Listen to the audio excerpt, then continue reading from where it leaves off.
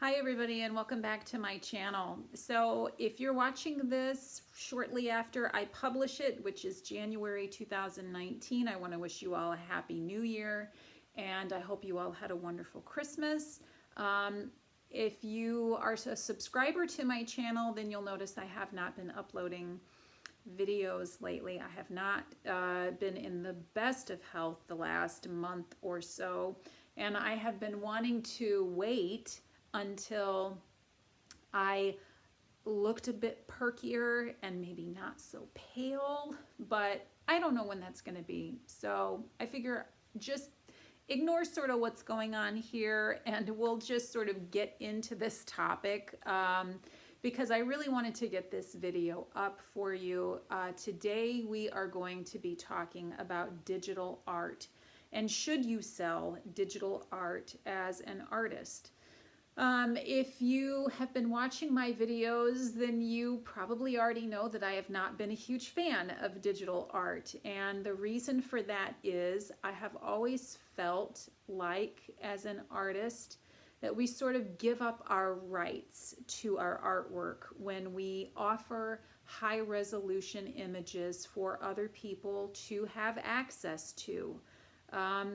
We've always sort of drilled it into our own heads and have been told by various people on the internet that when you put your artwork up to share on Facebook or on your website or on Pinterest, you don't upload high resolution images because whoever wants it can then just download it onto their computer and they can do whatever they want with it. So we as artists have tried very hard to protect our artwork and also be able to continue to still share it, especially if you sell online, if you exclusively sell online. Most of my business, about 95% of my business, I sell my artwork online. And so we want to protect ourselves from theft.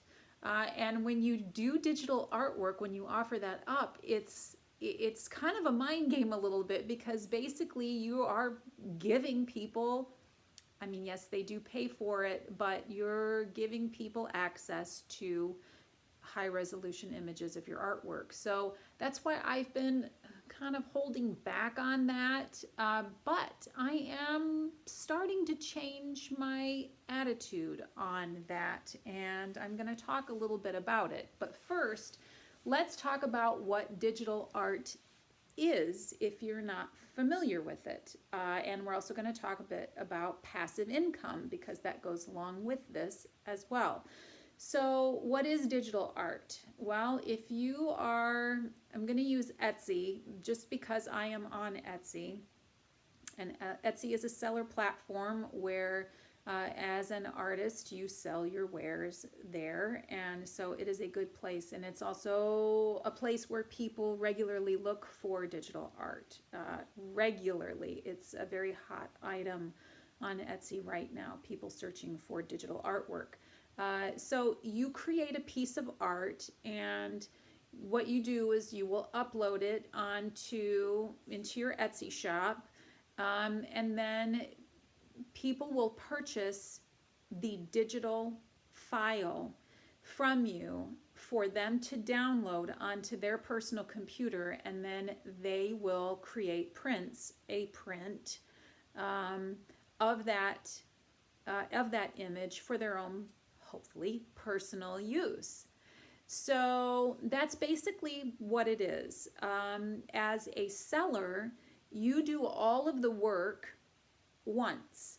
You create the artwork, you upload the artwork, and then that's pretty much it. Whenever someone purchases that from that listing, purchases that piece of artwork, you don't have to do anything. You don't ship it, you don't print it, you don't go to the post office, you don't buy shipping supplies, you don't handle it after you upload it onto Etsy. You don't do anything.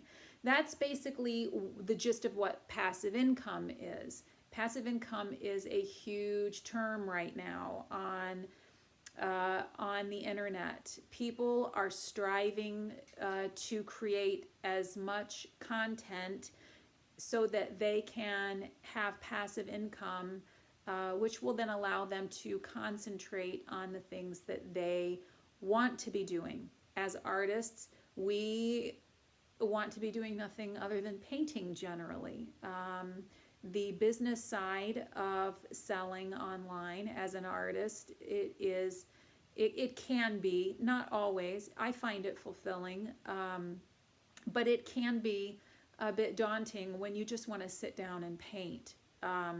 So passive income is really what people are striving to do, and digital prints offer that. You put in the work once, and then you basically don't have to do anything but just bring in the income after that. And a lot of people are asking for it, and where there is a need, artists have to think a little bit about whether or not they're willing to supply that. So that's kind of where I have been changing my mind a little bit, because as an artist, I think that if you're selling online, it's important to keep up with trends. And if you're able to incorporate your artwork to keep up with trends, so that it can bring in more income for you so that you can continue doing what you're passionate about, then it's worth looking into. I have held back on this because I've had my artwork stolen in the past. My artwork has been stolen by companies who have used it and manipulated it for merchandise, a lot out of the country, and there's not a whole lot I can do about that. I've also had some issues with people stealing my work inside the US as well, and it's draining, it's frustrating, and my first thought with digital art was, why would I want to subject myself to someone else taking advantage of what I have poured my heart and soul into? But I think that we have to look at things a little bit differently when it comes to us making a living online and what we are willing to offer up to our public, to our customers. So with that being said, I think that if you go into the idea of digital art with the frame of mind that you're creating something specifically for that, if you set an intention, let's say, before you start creating that piece of art, then you can kind of separate yourself from it, where yes, it's something that I created, but I am creating it for this purpose. Now, I don't know about you, but for me, it sort of changes the whole and my whole attitude about it, because if I create it specifically for that, then I sort of detach myself from it. Does that make sense? So if I'm detached from that piece, then I'm not going to be devastated. Let's say, yes, it will be still frustrating and make me angry if I were to see that somebody who purchased it on Etsy was suddenly selling prints on it and making a lot of money. But I think that the way that I'm looking at it is that most people are just going to want to do it for its intended purpose. They are going to want to use it for a nursery. They are going to want to use, just print off an image for something that they want to put in their home or gift to somebody that they need an immediate gift for and they can't wait to have it shipped. That's the type of need that you'll be filling most, I think 99% of the time. There's always going to be good and bad. That's just life. There's always going to be somebody who is going to manipulate and take advantage of good things that happen. It doesn't matter if it's what it is. Wherever there's good, there is going to be somebody who is going to do something that is not so great. So it's not like that you should allow that to stop you from at least putting your foot in the water and seeing if it might be something for you. This is what I'm going to be doing, which is another reason why I wanted to go ahead and post this video. I am going to be creating a piece of artwork specifically for digital download on Etsy. And then I'm just going to let you know how things go. I'm going to give it a good month or so and see if it brings in more revenue, if it brings in more traffic. Because, you know, at this stage, I think that there are so many artists online that you really do have to think twice. You have to think, okay, how else? I mean, you want to strive to be better. You want to strive to reach more people as an artist online, someone who sells online. And so you have to find ways to fulfill that need. And if there is a need for digital art and you can offer that and you want to offer that and you find a way to be at peace with offering that, then I think it's a good idea to at least try it and see how it goes.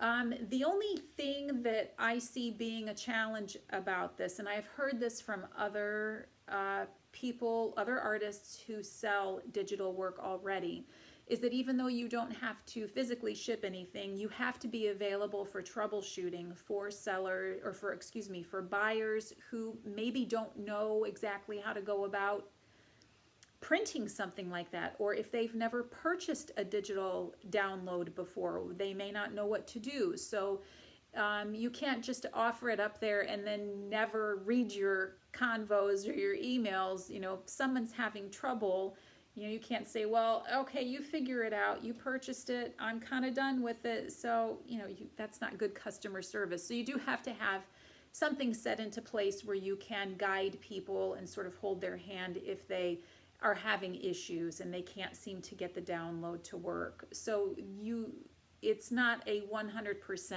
you know, my hands are washed and now I don't have to do anything ever with this listing. So you do have to keep that in mind. And the other thing is, if somebody purchases it thinking that they are getting a physical print in the mail, you know, and maybe they'll come back a week later and say, hey, I never got my print, where is it? And then, you know, you might have to deal with that. I don't really think that these things happen, you know, so often that it's, you know, it's just something that you don't even want to deal with, but it is something definitely that you'll want to keep in mind. So that's about all I have to say about digital downloads. If you offer digital prints, I would love to hear from you. If you have anything to offer, anything to add, if there's something that I neglected to mention, again, because I've not attempted to do this, I'm basically just putting this video up because I'm letting you know that this is something that I am going to be trying. If you have any experience in this and you have any words of wisdom, I would love to hear it in the comments section below. It would be nice to generate some discussion on that. If you don't offer digital prints and you have no intention on offering them, I'd love to hear from you too as to why you decided not to offer them. And let's just see what happens. So thanks a lot for watching, guys. I really appreciate it. And I look forward to seeing you in the next video. So I hope you have a good day. I'll talk to you soon. Bye.